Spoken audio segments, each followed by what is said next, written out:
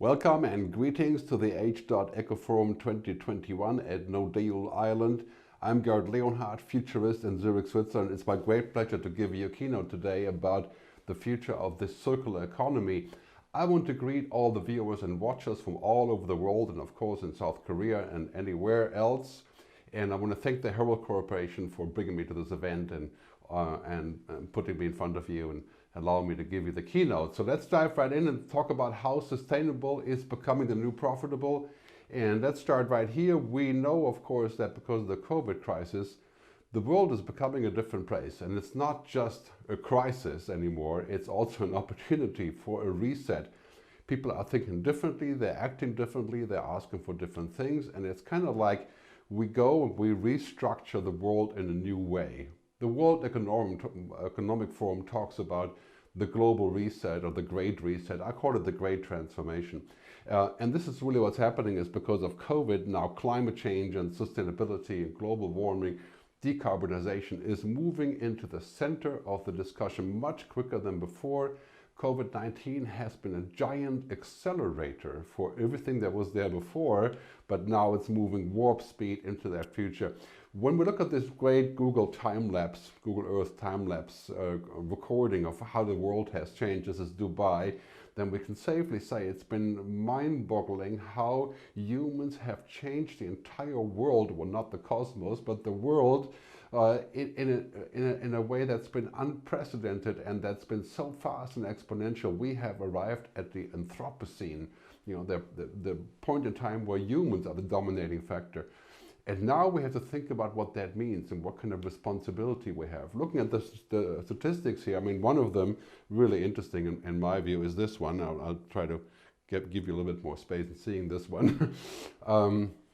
This is the biomass of the world. Is now actually the first time the natural biomass of the world is less than the stuff that we've built. For example, concrete, metals, asphalt, and bricks. We've built more stuff than the entire earth weighs by itself. I mean, that is a mind-boggling statistic. And now we're moving into a future where basically what's happening is produced capital and money, right, increasing, especially of course in developed countries, human capital, what we are creating for ourselves, not really increasing very much, but total decline on natural capital. And of course we know that can't possibly work because we're going to in the future where we're going to have more money, but there won't be any planet to spend it on. I mean, you can't do business on a broken planet.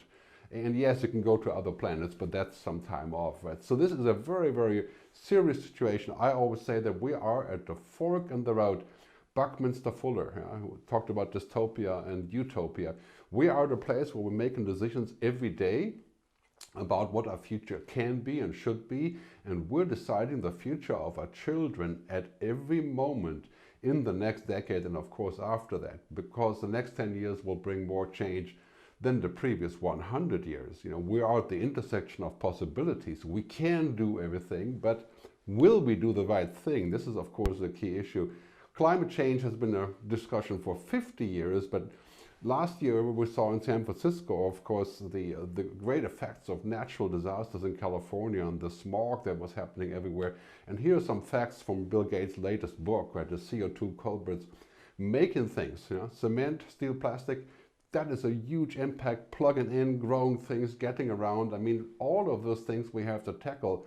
But, you know, making things and plugging in and growing things, obviously, that is going to be global decarbonization as a major effort. My view is COVID-19 is a test run for climate change. And especially in your region or in Asia, we have to think about what that means. That means we are able to make compromises because of COVID. And now we've learned if we work together, we can actually make it happen. It will take a bit of sacrifices for all of us, and it will take wise government, which I'll talk about in a second. But, you know, Larry Fink, the biggest investor in the world, really from BlackRock Capital, he said he believes the pandemic has presented an existential crisis. You know? It reminds us how fragile everything is, and it's driven us to confront the global threat of climate change, to act more forcefully. And like the pandemic, it will alter our lives. And now I think we are getting ready saying, well, we don't want another breakdown of everything like we did in the pandemic. We want to be prepared. We want to take action before it happens. We want to listen to the experts and the scientists and develop wise policies.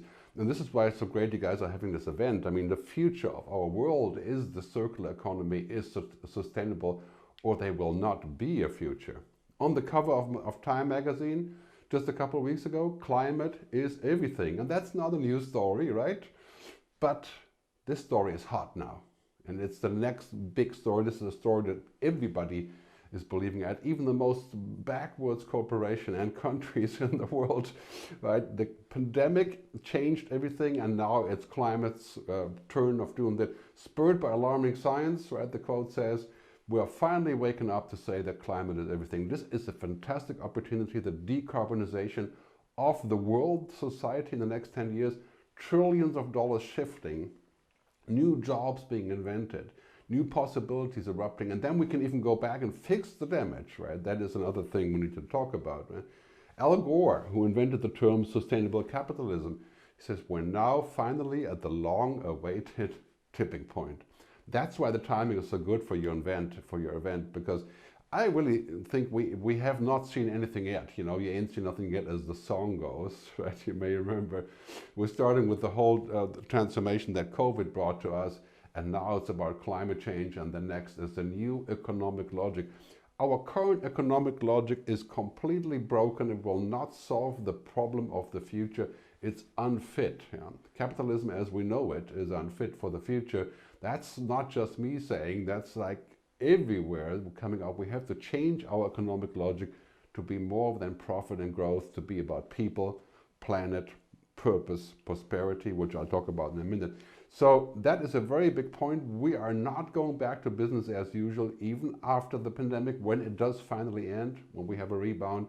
Business as usual is dead. And the companies that pursue business as usual will die as well. And your careers will die if you pursue business as usual. Business is unusual now. The business of humanity has dramatically changed. Moving, take an example from the US, how their pivot happened just the last couple of months, right? I mean, talk about turning the boat around. This will have huge impact on the circular economy and the future of the world, the decarbonization, what is happening in America and of course also in Europe. But on a global level, it's all going the same direction. Rapid decarbonization, circular economy, sustainable everything. And this is driven, of course, by technology as well. I call it big blue, tech, and big green. Those things are coming together because we're living in exponential times. We're not changing linearly 1, 2, 3, 4, 5, 6, 7. We are leaping. And if you haven't noticed that, you should, because what didn't work 10 years ago can work perfectly well today, like music in the cloud or cloud computing, intelligent machines, and the story goes on, right? Especially in South Korea, you have a lot of those innovations. So 1, 2, 4, 8, 16, we are leaping. Here's some facts. Moore's law, Metcalfe's law. Metcalfe means the power of networks, very powerful social network law, basically. Wright's law, that things are getting cheaper when the production increases, and of course the original exponential law, Moore's law. This is the biggest mistake we can make, is to not pay attention to this, because in the beginning, the short-term view looks very much like the long-term view, right? It looks like this, or like this, is almost the same. But the reality is that if we're not paying attention to the long-term view and that things are exponential, we're going to get derailed. And now we're at 4, right? 8, 16, 32, not 4, 5, 6, 7. Very important to keep that in mind as the game changes are coming. I call this the game changes, the 10 rules of technology that are explosive, the 10 powers, right? Cloud computing, big data, the Internet of Things, quantum computing, language translation, natural language processing, intelligent machines, AI, blockchain, 3D printing, and of course virtual reality and so on. Basically what we're seeing here is a dramatic explosion of possibilities of technology as the cost reduction trend goes towards zero. Whether it's about LEDs or battery power or data storage or solar PV, we're basically coming to the point where all the technology is driving the cost dramatically down, and the answer is, can we do this? To the question, can we do this? It's a definitive yes. We will have all the tools, but will we have the telos, you know, the Greek word for will and wisdom? This is essential. We have to realize that we have to have the will to actually do this. We have to put the money in the right place, and we have to put our hearts in the right place to make those changes, right? Sustainable everything has reached escape velocity. This is like the rocket that goes around the Earth. At a certain point, it can cut free and go off to the cosmos, right? It's kind of like we have reached takeoff point for sustainable everything. It is possible, it's affordable, it's becoming more affordable, it's going to be much cheaper in the near future, and we can finally do what we have to do. Sustainable everything is no longer an ideology. It's no longer for the Green Party. It's no longer for Greenpeace, right? It's humanity's business plan is to be sustainable in everything that we're doing.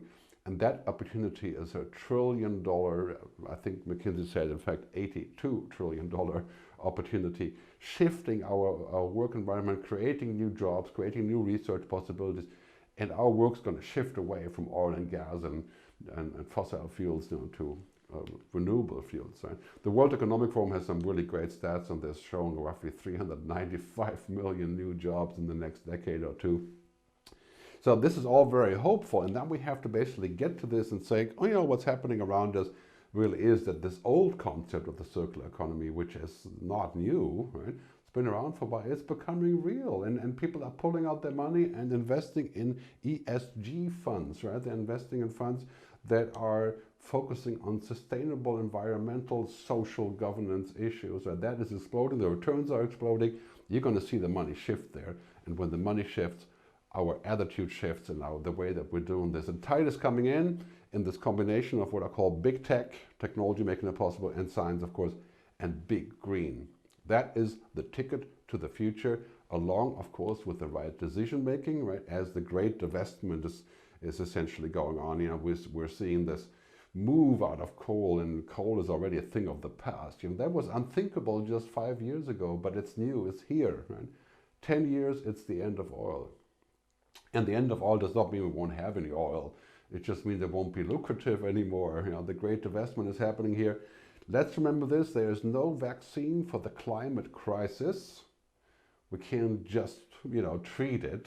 We certainly can't go back for the time being, but there is a treatment, and that treatment to the climate crisis is the circular economy. And that is an answer to prevent further damage and eventually to go backwards, right? Big blue, technology, big green, which means emphasis on decarbonization, new government policies, the end of fossil fuel subsidies, and big state, you could say, right? Big policy. I mean, how we're going to solve this problem without government involvement, we're not, right? Because it can't just be business and the free markets that decide to change, because it doesn't work that way, right? If the focus is on profit, then how are we going to change ever anything about the green economy? Right? We have to subsidize it, we have to make it come about, and then it becomes a business. So policy is absolutely crucial, the right policy, the right support, the right future vision. I guarantee you there will not be a single politician left in the world that will not have this on top of the agenda, otherwise they won't be elected. So looking at this, we're also going to go back to global hyper-collaboration. Right now there's a bit of a pulling back from supply chain and so on, and multilateralism. But, you know, we're going to go back there because the only way we're going to solve those large problems, you know, food, water, power, and other related issues, you know, poverty and so on, is through collaboration on a global level. And that is, I think, where contribution can come in from smart companies to create higher level thinking and solve global problems together. And also we're going to need sort of an, as I say, an EPA for humanity, a protection agency. I call this Humanity Futures Council. I used to call it Digital Ethics Council, but this is better because it's a larger view. We need people to help us to figure out what our future is, not what it can be. It can't be anything. We can become robots and move to Mars. This is not just science fiction. I mean, Elon Musk is working on that. We need a council of the wise people in every country, in every city, on a national, on a regional level, to say, you know what, this needs to be done, or this can be done, but it shouldn't be done. It has a lot to do with values and ethics, you know. So this is something I would suggest to everybody around the world listening, to put together a Futures Council. of the wise people, like Socrates kind of people, you know, ancient Greece, you know, not necessarily CEOs or functionaries, but hey, you know, let's discuss how that could work. So, as we go in this future, the unthinkable is becoming the new normal. Okay, what that means is like carbon taxes that are already here are going to be absolutely vastly covering every part of our life to finally pay what it costs, starting with flying and airline tickets, going on with meat, going on with agricultural production, because that money is going to be the ticket for changing the way that we want to do things in the future. Unthinkable becomes the new normal. Get used to it. The next 10 years will not go back to normal. We're going to go back to unthinkable. We want to create a bunch of new normals. Very, very powerful changes. Like here in the meat industry, we can clearly see here that global meat consumption, we're going to go to cultured meat and vegan meat replacement, and cultured meat from the lab and plant-based. I mean, that is a huge business that many rich people have invested in, Bill Gates and Richard Branson. That right now it's like $1,000 a pound, but the future holds it's going to be 1/10 of regular meat. The future, in fact, is very likely to be vegetarian, with an asterisk saying that vegetarian, of course, you know, meat from the lab isn't vegetarian, but it is without animals, right? Without dead animals. So the future is vegetarian. Think about that for a second, what that means. I'm not a vegetarian, but clearly that's going to be a huge character shift. So just a little while ago, we were standing in front of this environmental issue and the sustainability issue and the energy issue, and there was a huge labyrinth and we were getting lost. But in a very short time, all of a sudden, we are here and we're saying, yes, we're the fork of the road. We have to make the right decisions. We know what they are. Now we have to have the guts to pull it off. Green is the new digital. Sustainable will be the new profitable. The new way to look at the world will be to be sustainable, not just to be profitable. It's going to be the quadruple bottom line of things like these examples are showing. You know, even whiskey companies are now thinking about getting away from glass. And Lego is looking at different kind of packaging and different brick materials. And of course, the idea of constantly reusing and recycling is everywhere. That is becoming the default business model. Yeah, it's going to be more expensive initially, but the prices will go down and it will become cheaper than before. And it will have huge lifestyle consequences as we're trying to address this fundamental problem of messing up our planet for good and basically having to look for a way out in 20 years if we continue like this. The key question, of course, is what kind of future do you want to leave your children? This kind of hopeless scenario. And the problem is, of course, capitalism as we know it, you know, won't work here. Because this is going to be not just about free markets, it's going to be what we want and how we're going to get to it, and agreeing, right? It requires us to go beyond capitalism, sustainable capitalism, renewable capitalism. Milton Friedman, right, from the 70s, yeah, no, this will not work. It's unfit for the future, this traditional economic logic. To engage in activities that produce profit, that's it? No, that can't be it, because that will kill us. And we have noticed how that works with nuclear bombs, when we had this kind of power and we weren't using it right. So very important, I think, for now, to switch to this new paradigm, and I think this is totally crucial when we talk about circular, provides the argument that people, planet, purpose, and prosperity. Not just prosperity, not just profit, right?